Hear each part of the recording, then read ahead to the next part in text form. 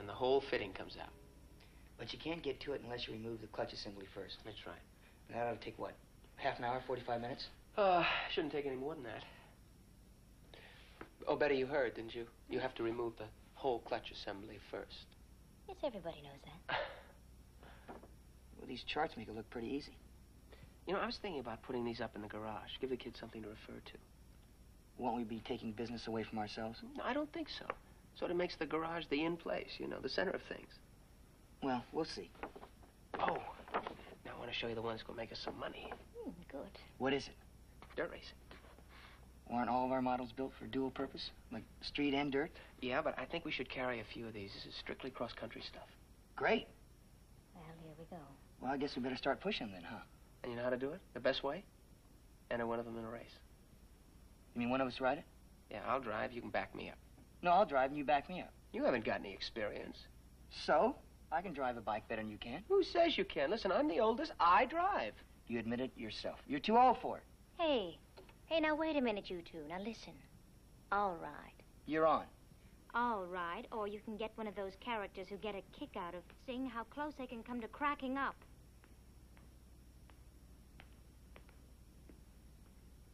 Oh, I didn't know you went in this business to be daredevils.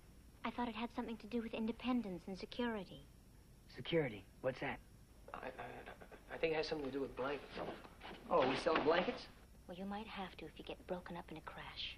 Betty, have you ever seen a motorcycle race? Yes, on the news. Well, they're not quite as dangerous as they look. All that skidding and dirt flying, it's flashy, that's all. Then why do I see bikes go spilling and the riders go flying through the air? Hey.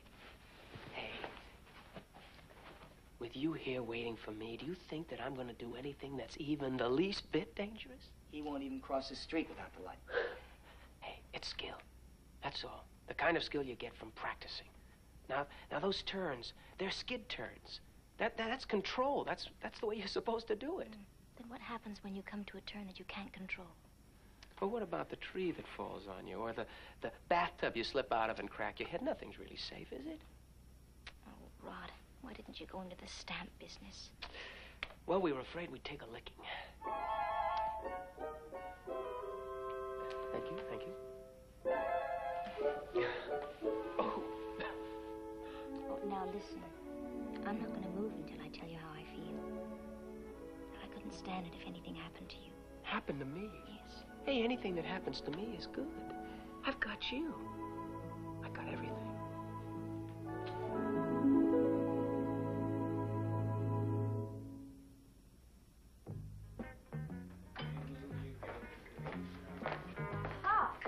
Private dining room. We can spread out here.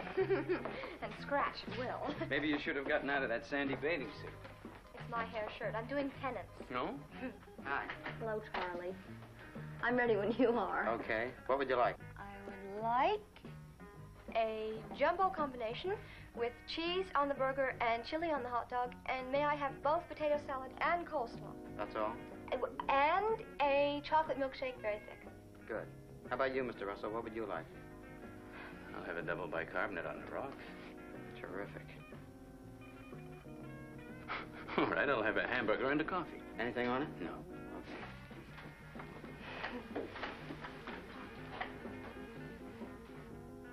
Hi. Hi. Do you know what I was pretending this afternoon? That this wasn't a special day at all, that you had just goofed off from work and we decided to spend the time on the beach. Isn't that what happened? Not exactly. You had to ask Mom for permission. No, that's not so terrible. I don't like my father rationed. Makes you appreciate me more. But it works both ways. You know, there's a fellow down at the office said he never really got to know his kids till his divorce.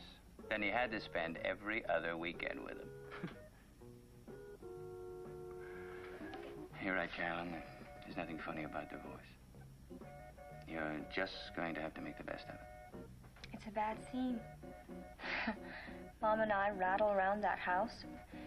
And there's no point to the day. I sit there in the late afternoon and wait for the sound of your car in the driveway. And dinner...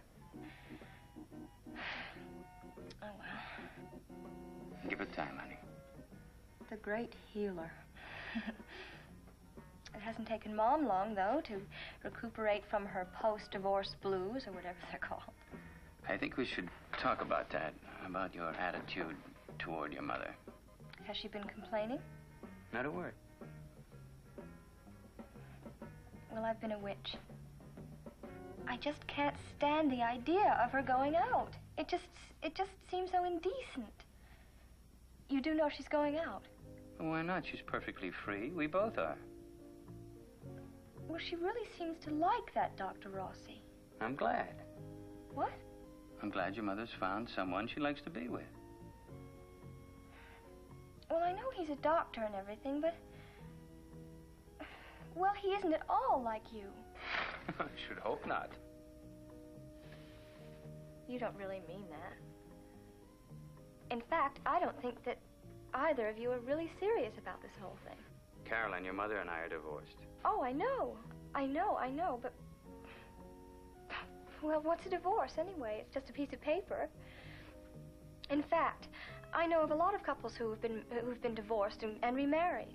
Well, if you really want to know what I think that you two have probably had some kind of communication difficulty, and that if you just sat down and talked things over,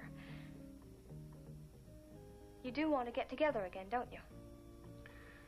Carolyn. Well, don't you?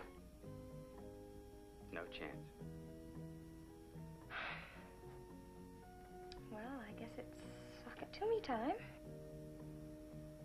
Honey, you're just going to have to accept the fact that your mother and I don't love each other anymore. We're going to have to close the book on that part of our lives and try to find happiness wherever we can. I think your mother stands a pretty good chance of finding it right here. With Dr. Rossi? Maybe.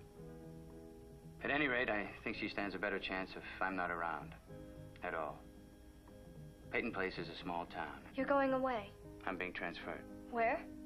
Boston. No. Hey, where's your cool?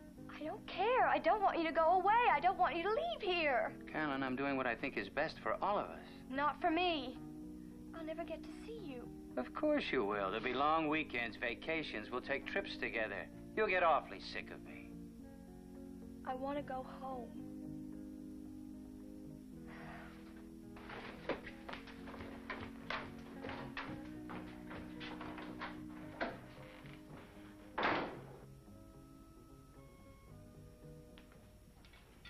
Excuse me. What is it? I brought you some sandwiches and coffee. I'm not hungry. But you didn't have any dinner. That doesn't necessarily mean I'm hungry now. Well, I'll leave it here just in case. Jill, not there, please.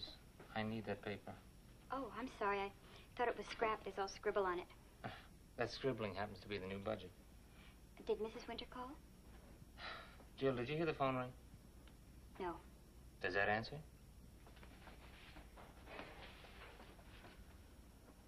Do you think she'll be back tonight? Of course she will be. I am sure of it. Jill, I'm trying to work. Well, I want to get these letters out tonight. You mean the fundraising campaign? Mm-hmm. I wanted them out today. Gosh, you didn't tell me that, Reverend. What do I have to do, Jill? Spell it out? Well, there must be some mistake. You didn't say anything about getting them out today. I didn't. No. I remember that conversation very clearly. I just finished hanging up the phone on Reverend Payne in White River. I turned to you. You were standing there, right next to the desk. I said, Jill... No, that isn't true. It isn't true. Maybe you thought you told me. Anyway, I'll get them out tonight. You mean you do the work at your convenience? I didn't mean that at all. At any hour of the day or night, huh? Look, Reverend, I didn't want to come here. I didn't want to make the sandwich. I didn't want to get within 10 miles of your desk. I just wanted to stay in my room. Why didn't you? Because I knew it would hurt you. Hurt me? You'd think that I was avoiding you because Mrs. Winter wasn't here. Really? That's what I would have thought, huh? Jill, there is no way you can turn the situation around and make something else out of it. You're negligent, plain and simple. And I've got a lot of thinking to do about you and your job. You'd fire me. I have got to think about it. I have an obligation to the church and to the congregation. That's your decision. On the other hand, I can't very well turn you and your baby out in the cold, can I? It's quite a situation, isn't it? Good night, Mr. Winter. Jill, we'll work it out. All right. But we have to come to an understanding about your duties here. Now, I wanted those letters opened and read first thing in the morning. I plan to follow them up with a phone call. Now the people will be taking off for the weekend. It's a fundraising campaign. Don't you understand? It's critical. I understand. I don't think you do understand. I think you're being entirely too casual about all of this. Now, I want you to make the corrections I gave you, type out the envelopes, and leave them for me. I will arrange to have them hand-delivered first thing in the morning.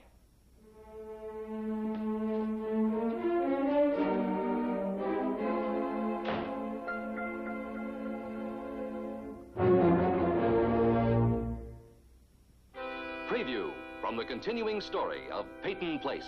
What did Joe want? If you like his kind, groovy. But next time you two have a quarrel, count me out, okay? What are you going to do with that note? It wouldn't be too long before the police started asking the same questions. Eddie's gone. That leaves Norman and Rita to come up with the answers. Is this a casual thing, or are you too serious? I don't think this is any of your business anymore. Carolyn is my business.